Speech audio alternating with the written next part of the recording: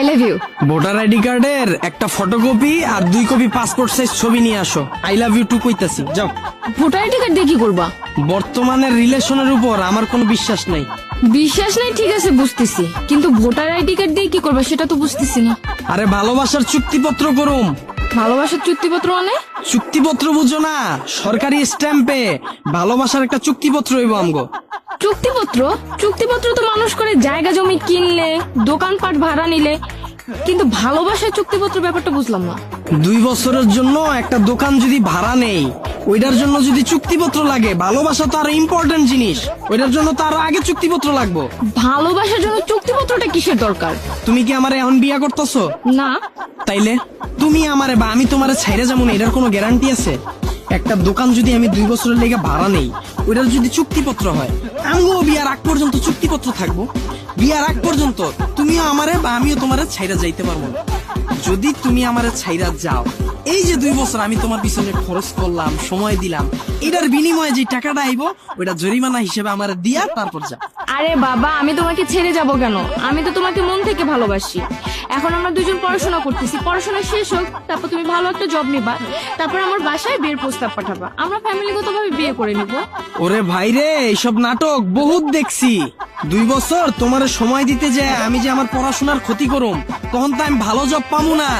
আর তখনই তুমি আইসা আমারে বলবা, জান তোমার তো এখনো ওইরকম কোনো পরিস্থিতি হয় নাই যার জন্য আমি তোমার আমার ফ্যামিলির কাছে নিয়ে যাব।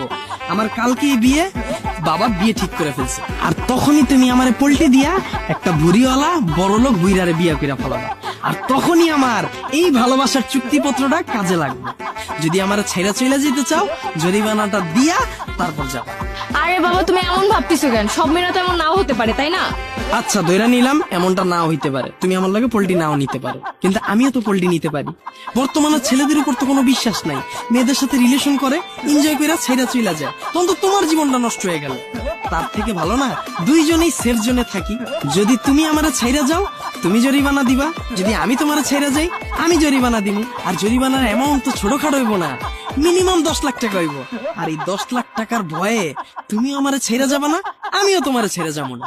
সবই বুঝলাম, কিন্তু ভালোবাসার চুক্তিপত্র বিষয়টা কেমন না? বুঝছি, তোমার ভালোবাসায় জোর নাই।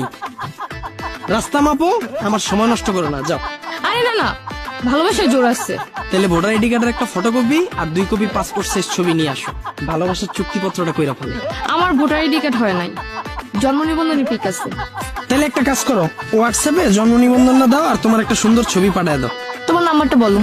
01738। দেখো গেছে। আসছে, তুমি 1 মিনিট দাঁড়াও, আমি 2 মিনিটে আসতেছি ভালোবাসার চুক্তিপত্রটা নিয়ে। হ্যাঁ,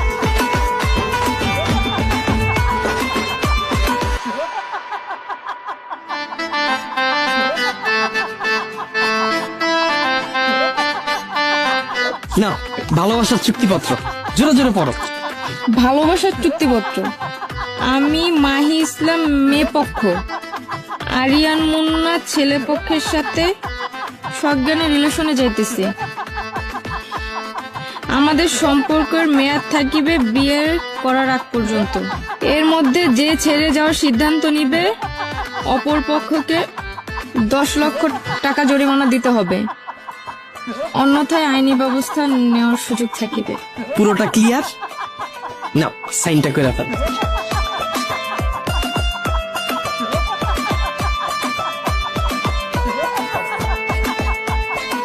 এইবার প্রপোজ করো। I love you. I love you too সোনা, চলো ফুচকা খাবো।